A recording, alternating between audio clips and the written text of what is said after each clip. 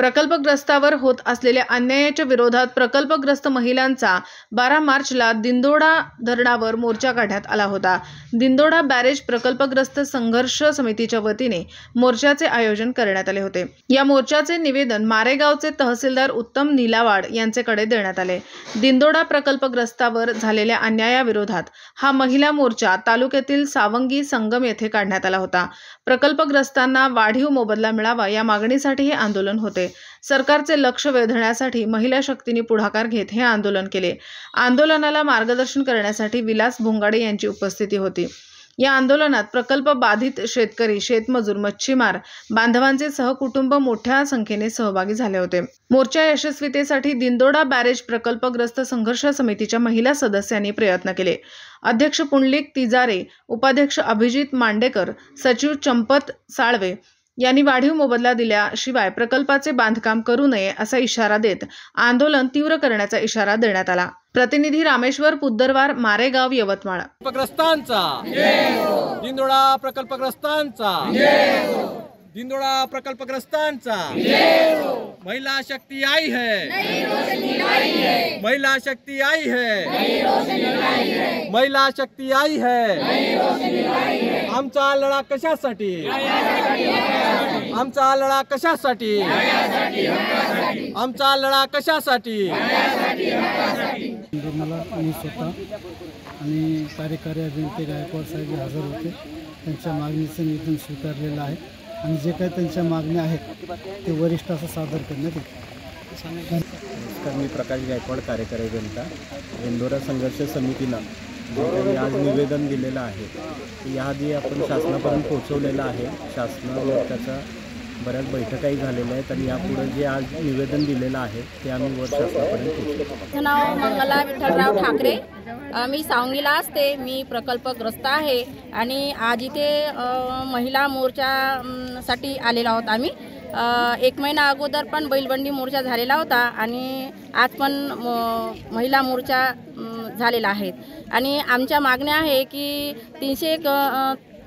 300 कोटी रुपयाचं जे पॅकेज आहे ते आम्हाला मिळावं आणि 340 कोटी रुपयांचं पॅकेज आम्हाला मिळावं।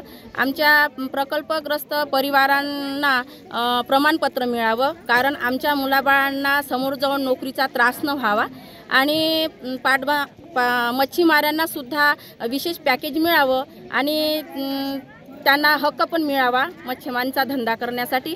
आमच्या गावाचं पुनर्वसन पण पाहिजे आणि ह्या सर्व मागण्या आमच्या पूर्ण होतपर्यंत आम्ही समोर जाऊन सुद्धा असे तीव्र आंदोलन करत राहू आणि आम्ही महिला कधी मागे न सरकणाऱ्या आहोत असं सरकारला दाखवून देऊ। कारण महिला कधीच समोर आली नाही असं सरकारला जर वाटत असेल तर आज आमच्या या तीव्र मोर्चावरून सरकारला माहिती पडलं पाहिजे की आम्ही समोर जाऊन तीव्र मोर्चा असा करू। नमस्कार, मी समीक्षा। आज जो दिंडोडा बॅरेज प्रकल्पग्रस्तांचा मोर्चा, महिला मोर्चा या ठिकाणी आयोजित केला होता। आजचा महिला मोर्चा जो आहे तो आजच्या मोर्चाची प्रमुख मागणी महिलांची आहे की जो 340 कोटीचा पॅकेज शासनाने तयार केलेला आहे आणि ते मंजूर करण्याचं आश्वासन दिलं आहे, ते लवकरात लवकर मंजूर करावं। 2014च्या कायद्याच्या नुसार इथल्या प्रकल्पग्रस्तांच्या जमिनीचा मोबदला त्यांनी द्यावा। इथल्या प्रकल्पग्रस्त युवकांना प्रकल्पग्रस्ताचं सर्टिफिकेट द्यावं आणि त्याच्यासोबतच इथले जे शेतमजूर आहेत, जे मच्छीमार बांधव आहेत, त्यांना या धरणाच्या पाण्यावरती मच्छीमारी करण्याचा अधिकार द्यावा। त्यांच्यासाठी विशेष पॅकेज शासनाने घोषित करावं। या प्रमुख मागण्यांच्यासाठी आजचा हा महिला मोर्चा या ठिकाणी आयोजित केलेला आहे। या मोर्चाच्या वतीने आम्ही शासनाला एक इशारा या ठिकाणी देत आहोत की जेव्हापर्यंत या दिंडोडा बॅरेज प्रकल्पग्रस्तांच्यासाठी प्रस्तावित केलेला पॅकेज मंजूर होणार नाही, जेव्हापर्यंत इथल्या प्रकल्पग्रस्तांचं काम पूर्ण होणार नाही, त्यांच्या मागण्या पूर्ण होणार नाहीत, तेव्हापर्यंत दिंडोडा बॅरेज प्रकल्पाचं काम पुढे जाणार नाही असा इशारा आज आम्ही दिंडोडा प्रकल्पाहून महाराष्ट्र शासनाला देत आहोत। दिंडोडा बॅरेज प्रकल्पग्रस्त संघर्ष समितीचा आज महिला मोर्चा जो झालेला आहे त्याबद्दल मी मनपूर्वक महिलांचे अभिनंदन करतो, स्वागत करतो। कारण ती दिंडोडा प्रकल्प हा 23 गावातील 1100 शेतकऱ्यांचा हा प्रश्न आहे आणि तो प्रश्न गेले 1996 पासून आज 2024 पर्यंत रेंगाळत पडलेला आहे। आणि खऱ्या अर्थानं दिंडोळ्यातल्या जे प्रकल्पबाधित मंडळी आहे त्यांचा उपजीविकेचा प्रश्न आहे आणि उपजीविकेचा प्रश्न सोडवल्याशिवाय दुसरा पर्याय नाही आणि म्हणून सातत्यानं हे आंदोलन चालू आहे। 13 मार्चला जो बैलबंडी मोर्चा झाल्यानंतर सरकारने आमच्यासोबत चर्चा केली, परंतु 240 कोटी रुपयाचं पॅकेज अजूनपर्यंत मंजूर केलेलं नाही आणि म्हणून हा अभिनव मोर्चा आज काढण्यात आलेला आहे की 240 कोटी रुपयाचं पॅकेज मंजूर करावं, नाहीतर दिंडोळा प्रकल्पग्रस्त गावातील सगळे प्रकल्पग्रस्त आगामी काळात तीव्र आंदोलन करतील।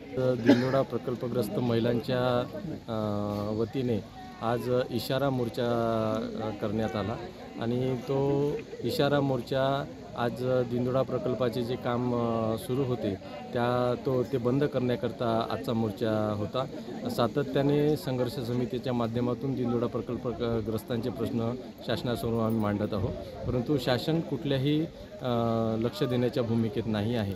त्यामुळे आम्ही हा इशारा मोर्चा आणि आज दिंडोळा प्रकल्पाचे काम बंद केले आहे आणि आम्ही अधिकाऱ्यांना ठणकावून सांगितले आहे आणि आमच्या महिला मोर्चांनी सुद्धा ठणकावून सांगितले आहे की यानंतर जर या प्रकल्पाचे काम सुरू झाले तर आम्ही निश्चित या ठिकाणी आमचा सर्व उदरनिर्वाह करण्याकरता इथे आम्ही आमची चूल मांडू आणि या प्रकल्पाचे काम यापुढे होणार नाही।